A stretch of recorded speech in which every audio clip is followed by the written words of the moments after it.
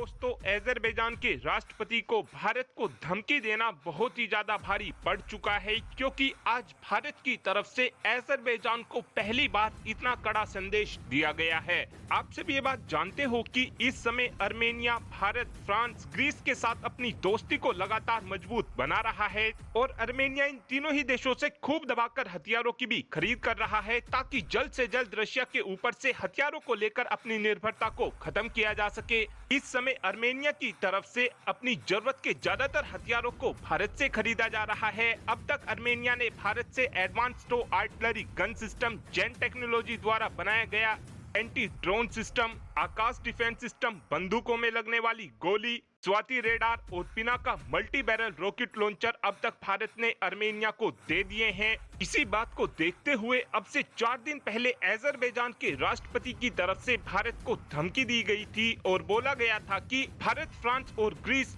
ये तीनों ही देश मिलकर हमारे एरिया में अशांति फैलाने की कोशिश कर रहे हैं, क्योंकि इन तीनों ही देशों की तरफ से अर्मेनिया को खूब दबाकर हथियार दिए जा रहे हैं, जिससे हमारा रीजन लगातार अनस्टेबल होता जा रहा है। और ये वही अजरबैजान है जो अब से कुछ ही महीनों पहले भारतीय हथियारों का खूब दबाकर मजाक बना रहा था और उस समय अजरबैजान की तरफ से बोला गया था कि भारतीय हथियार 3rd क्वालिटी के हैं, हम जब भी चाहेंगे जब ही अपने TB2 ड्रोन की मदद से भारतीय हथियारों को तबाह कर देंगे। साथ में अजरबैजान के कुछ डिफेंस एक्सपर्ट्स का ये भी कहना था कि भारत ने अपने हथियारों को चोरी की टेक्नोलॉजी से बनाया है। उस समय अजरबैजान के कुछ डिफेंस एक्सपर्ट्स का ये भी कहना था कि भारतीय हथियार अर्मेनिया को हमारे खिलाफ ज्यादा एडवांटेज नहीं प्रोवाइड करा पाएंगे, क्योंकि हमारे पास एडवांस टर्किश हथियार मौजूद हैं और हमारे ये टर्किश हथियार भारतीय हथियारों पर भारी पड़ेंगे। लेकिन जिस समय भारत की तरफ से अर्मेनिया को Pinaka multi barrel rocket launcher की डिलीवरी की गई, उसके तुरंत बाद ही अजरबैजान की तरफ से बोला जाने लगा था कि भारत की तरफ से